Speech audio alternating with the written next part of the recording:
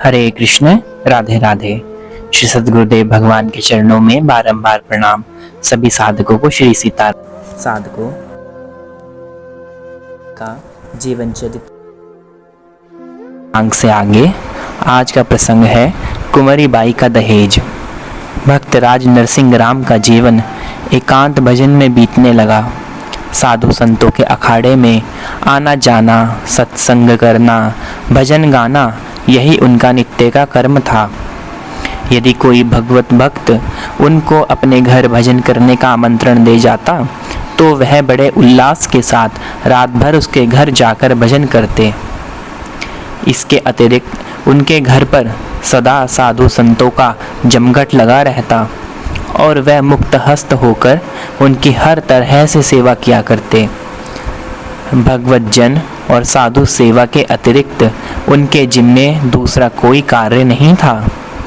बाहर से आमदनी का कोई जरिया हो नहीं और खर्च खुले हाथों किया जाए तो दूसरी तो बात ही क्या, कुबेर के भंडार भी अंत होते देर ना लगे।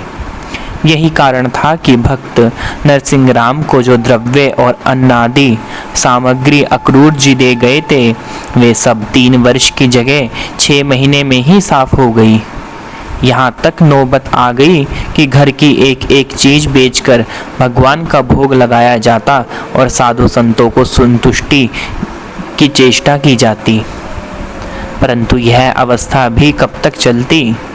थोड़े दिनों में ही जो इन्हीं गिनी एक परिवार के काम के योग्य चीजें थी वे भी प्रायः समाप्त हो चली। अब परिवार का काम बड़े संकोच के साथ चलने लगा। परंतु इतना होने पर भी भक्तराज एकदम निश्चिंत थे।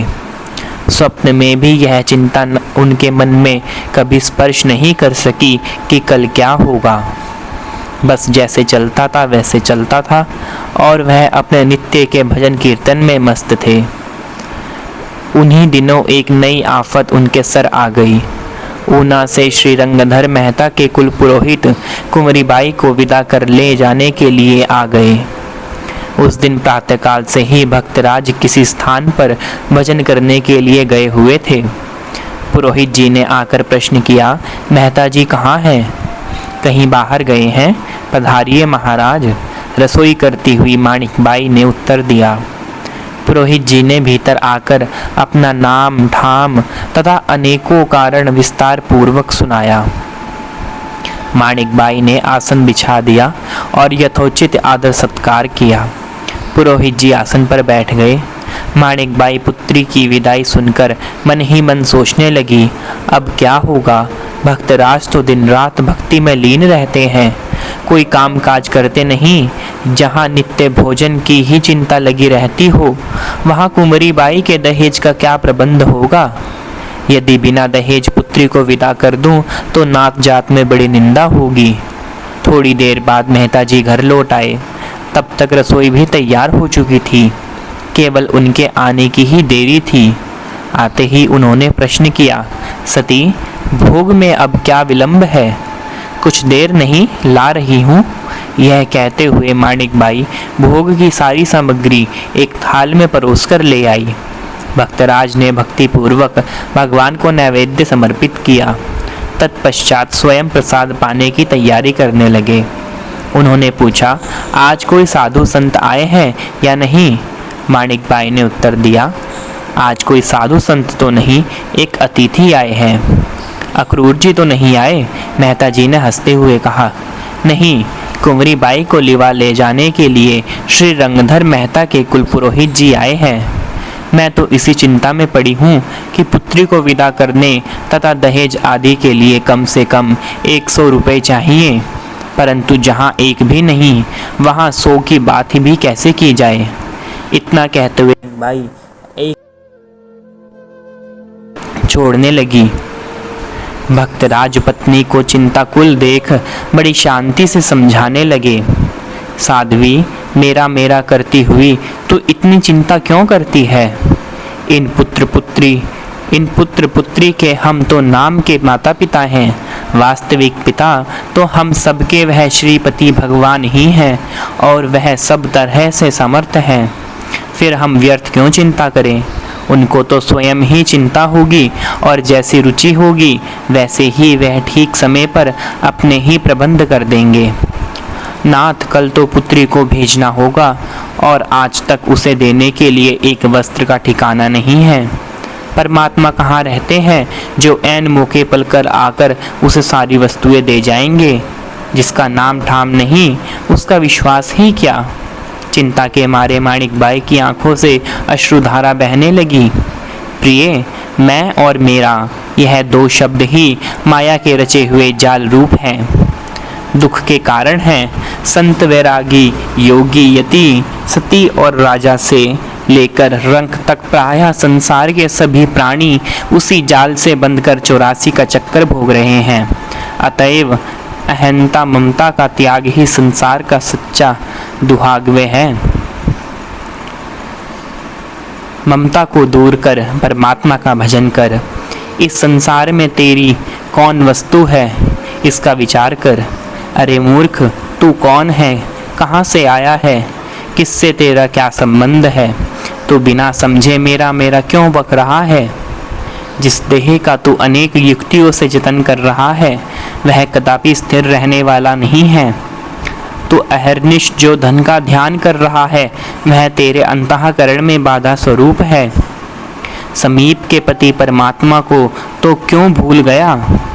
अहंकार के नशे में चूर होकर तू मोह निंद्रा में सो रहा है। अतः हे मन, तू जग जा। नरसिंह राम को तो तेरी बड़ी भारी आशा है कि तू अच्छी भक्ति करेगा। भक्तराज ने तुरंत यह पद बनाकर सुना दिया। माणिक बाई की चिंता एक बार दूर हो गई और भगवान में श्रद्धा बढ़ जाने से उनका चित्त प्रसन्न हो गया।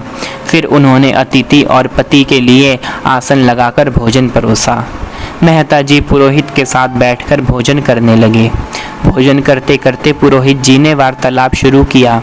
मेहता जी, श्री रंगधर जी ने मुझे कुंवरी बाई को ले जाने के लिए भेजा है। मैं उनका कुल पुरोहित हूँ।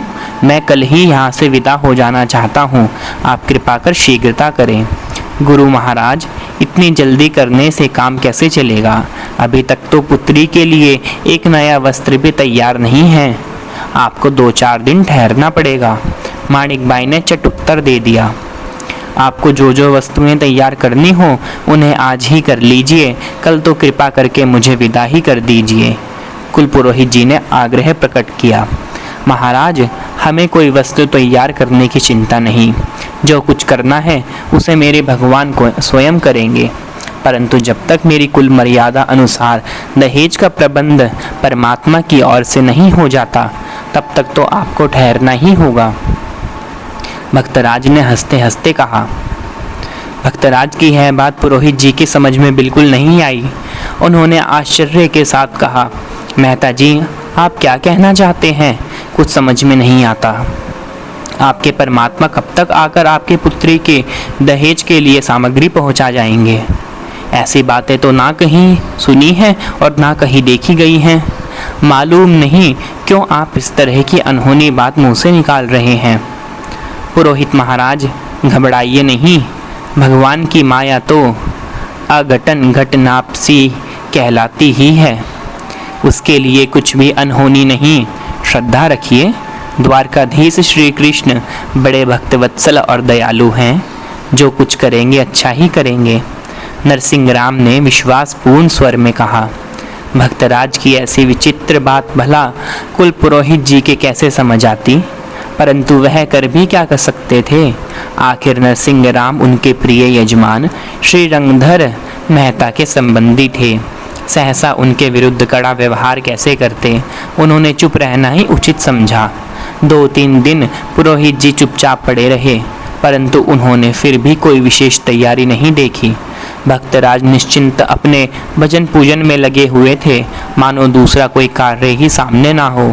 अंत में पुरोहित जी ने झुंझलाकर कहा, मेहता जी, आज 3-4 दिन मुझे आपके घर बैठे बैठे हो गए हैं, परंतु आप तो बिल्कुल निश्चिंत होकर भजन पूजन में लगे हैं।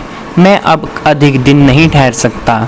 दहेज का प्रबंध हो या ना हो, कल कुंवरी बाई को लेकर मैं अवश्य विदा हो जाऊंगा। पुरोहित जी ठीक ही कह रहे हैं। पीछे आप सुखपूर्वक भजन करते रहिएगा।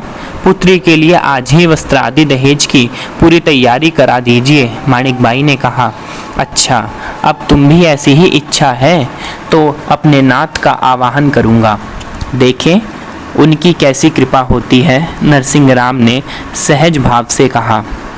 संध्या समय भक्त राज कृष्ण मंदिर में पहुंच गए और हाथ में करताल लेकर भगवान के भजन में दद्दचित्त हो गए।